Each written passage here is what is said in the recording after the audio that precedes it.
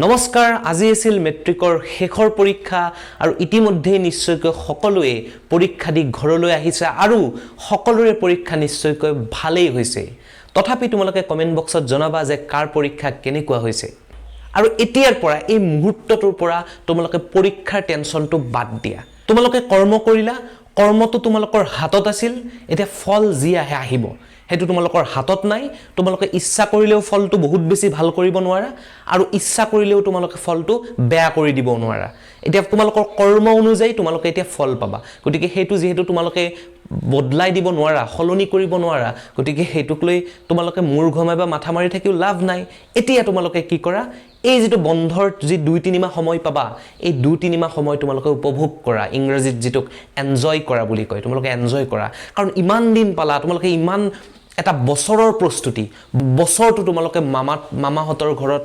যাব লগা সময়টো যোৱা নাই, বছৰটো তোমালোকে যাব লগা বিয়খনো যোৱা নাই, বছৰটো তোমালোকে যাব লগা অনুষ্ঠানটোত গৈও থাকিবলৈ মন গলেও সোনকালে উভতি আহিছা। গতিকে ইমানখিনি ত্যাগ, ইমানখিনি কষ্ট কৰিছা বা তোমালোকৰ লগত তোমালোকৰ মা দেউতা ভাই ভনীও কৰিছে। গতিকে এতিয়া অন্তত এই 3 মাহ সময় তোমালোকে নিজৰ মনটোক চিন্তামুক্ত কৰি দিয়া আৰু চিন্তামুক্ত হৈ থাকা। মই জানো যে বহু সংখ্যকে চিন্তা কৰি নাথাকে, কিন্তু বহু সংখ্যক এনেকুৱা ছাত্ৰ ছাত্ৰীও আছে যিয়ে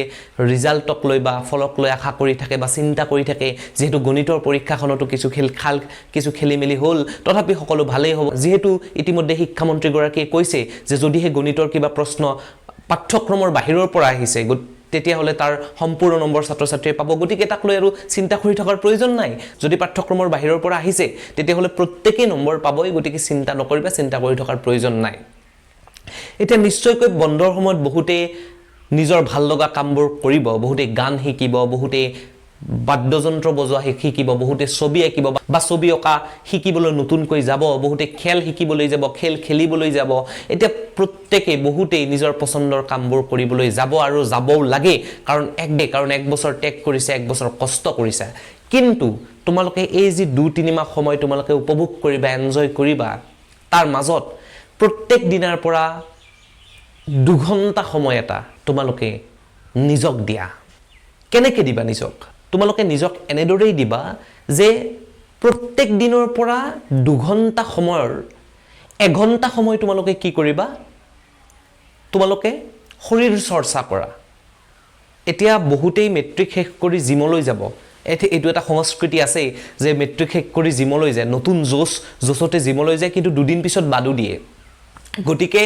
গতিকে মইতো মেট্ৰিক দিয়া ছাত্ৰ ছাত্ৰীখিনিক কম বা হায়াৰ ছেকেণ্ডেৰীও 13 তাৰিখে শেষ হ'ব, হায়াৰ ছেকেণ্ডেৰী বা মেট্ৰিক দিয়া ছাত্ৰ ছাত্ৰীখিনিক কম যে তোমালোকে মোৰ বোধেৰে মোৰ চিন্তাই যিখিনি ঢুকি পায়, যদি তোমালোকে বৃত্তিগত প্ৰফেশ্যনেল জিমাৰ হোৱাৰ ইচ্ছা নাই, তেতিয়াহ'লে জিমলৈ যোৱাৰ পৰিৱৰ্তে তোমালোকে প্ৰত্যেক দিনাই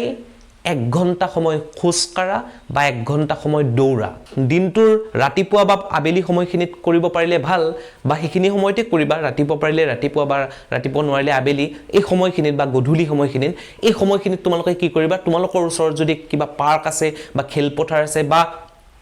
পাৰ্ক বা খেলপথাৰ যদিও নাই, তেতিয়াহ'লে অন্তত ৰাস্তাত তোমালোকে কি কৰিবা, অন্তত 1 ঘণ্টা সময় খোজ কাঢ়িবা অথবা দৌৰিবা। তেতিয়া কি হ'ব, তোমালোকৰ শৰীৰটো চৰ্চা হোৱাৰ লগতে এই খোজ কঢ়া বা দৌৰা যিটো কাৰ্য, এই কাৰ্যটোৱে তোমালোকৰ মগজুটোকো সুস্থ কৰি ৰখাত, মগজুটোকো সতেজ কৰি ৰখাত সহায় কৰিব। আৰু তাৰোপৰি এই দৌৰা বা খোজ কঢ়াটো তোমালোকৰ এটা অভ্যাস হিচাপে পৰিগণিত হ'ব। তাৰ ফলত তোমালোকে এই অভ্যাসটো গোটেই জীৱনটো ধৰি ৰাখিব পাৰিবা। মনোবিজ্ঞানে কয় যে যিকোনো এটা অভ্যাস গঢ়ি উঠিবলৈ 21 দিন সময় লাগে। গতিকে 2 মাহ সময় যদি তোমালোকে সদায় 1 ঘণ্টাকৈ খোজ কঢ়া বা দৌৰা, তেতিয়াহ'লে সেইটো তোমালোকৰ দেহাটোত বহি যাব বা সেইটো তোমালোকৰ এটা অভ্যাস হিচাপে গঢ়ি উঠিব, যিটো তোমালোকৰ গোটেই জীৱনটোৰ বাবে তোমালোকৰ লগত থাকি যাব। মই নিজে আমাৰ ওচৰৰ পাৰ্কখনত সদায় আবেলি 1 ঘণ্টাকৈ খোজ কাঢ়িব আৰু দৌৰিবলৈ যাওঁ। তেতিয়া মই দেখোঁ যে বিভিন্ন আদবয়সীয়া বা 50 বা 45ৰ পৰা 50ৰ ঊৰ্ধৰ এই মানুহখিনিয়ে বা বয়সীয়াল মানুহখিনিয়ে খোজ কাঢ়িবলৈ আহে। তেওঁলোকে বেমাৰৰ তাৰণত খোজ কাঢ়িবলৈ আহে, ডায়েবেটিছ, প্ৰেছাৰ, এনেকুৱা ধৰণৰ বেমাৰবিলাকৰ তাৰণত তেওঁলোকে খোজ কাঢ়িবলৈ, দৌৰিবলৈ আহে। কিন্তু তোমালোকে যদি এই বয়সৰ পৰা দৌৰা বা খোজ কঢ়া অভ্যাসটো গঢ়ি ল'ব পাৰা, তেতিয়া তোমালোকৰ ভৱিষ্যতলৈ এনেকুৱা ধৰণৰ বেমাৰবোৰ হোৱাৰ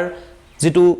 চান্স, সেই চান্সটো বহু পৰিমাণে কমি যায়। গতিকে তোমালোকে এই অভ্যাসটো গঢ়ি তোলা।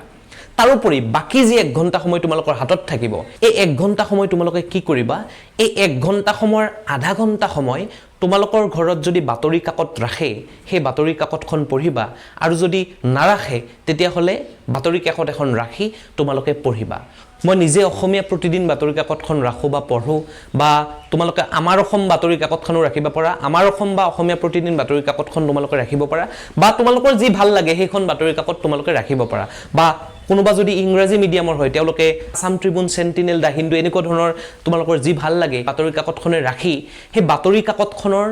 যোগাত্মক যিসমূহ খবৰ যিসমূহ পজিটিভ খবৰ সেই খবৰসমূহ তোমালোকে কি কৰিবা দিনটোৰ আধা ঘণ্টা সময় পঢ়িবা পজিটিভ খবৰ বুলি কওঁতে কি ধৰণৰ খবৰ এই কোনোবাই কৰবাত কিবা আৱিষ্কাৰ কৰিলে এই কোনোবাই কৰবাত কিবা ভাল সাফল্য লাভ কৰিলে বা ৰাজনৈতিক খবৰসমূহ বা দেশৰ ক'ত কি চলি আছে বা বাণিজ্যিক খবৰসমূহ বা খেলৰ খবৰসমূহ বা সাহিত্যৰ খবৰসমূহ বা বাতৰি কাকতত যি সম্পাদকৰ বাবে চিঠি লিখে সেই চিঠিসমূহ বা বাতৰি কাকতত যিসমূহ প্ৰবন্ধ প্ৰকাশিত হয় সেই প্ৰবন্ধসমূহ বা ৰবিবাৰে অসমীয়া প্ৰতিদিনৰ লগত সাদিন নামৰ এখন সাপ্তাহিক কাকত ওলাই সেইখনত বিভিন্ন সাহিত্যিক উপাদান গল্প কবিতা আদি প্ৰকাশিত হয় সেইসমূহ পঢ়িব পাৰা বা প্ৰত্যেকখন বাতৰি কাকতৰ লগতে একোখন এনেকুৱা ধৰণৰ সাপ্তাহিক বাতৰি কাকত তেওঁলোকে সপ্তাহটোৰ এদিনত তেওঁলোকে যোগান ধৰে গতিকে তোমালোকে সেইসমূহ পঢ়িব পাৰা গতিকে তোৰ আধা ঘণ্টা সময় এটা তোমালোকে বাতৰি কাকতৰ যোগাত্মক খবৰসমূহ পঢ়াত তোমালোকে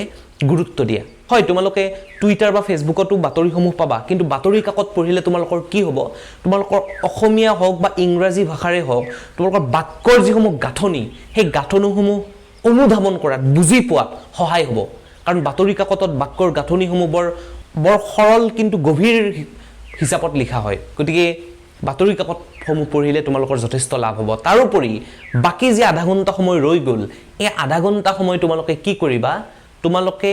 পাঠ্যক্ৰমৰ বাহিৰৰ অৰ্থাৎ তোমালোকৰ মেট্ৰিক শেষ কৰিয়ে বহুতেই আগন্তুক হায়াৰ সেকেন্ডাৰীৰ বাবে বহুতে টিউশন লয় টিউশন তোমালোকে লোৱা মই কোৱা নাই যে টিউশন নলবা টিউশন লোৱা কিন্তু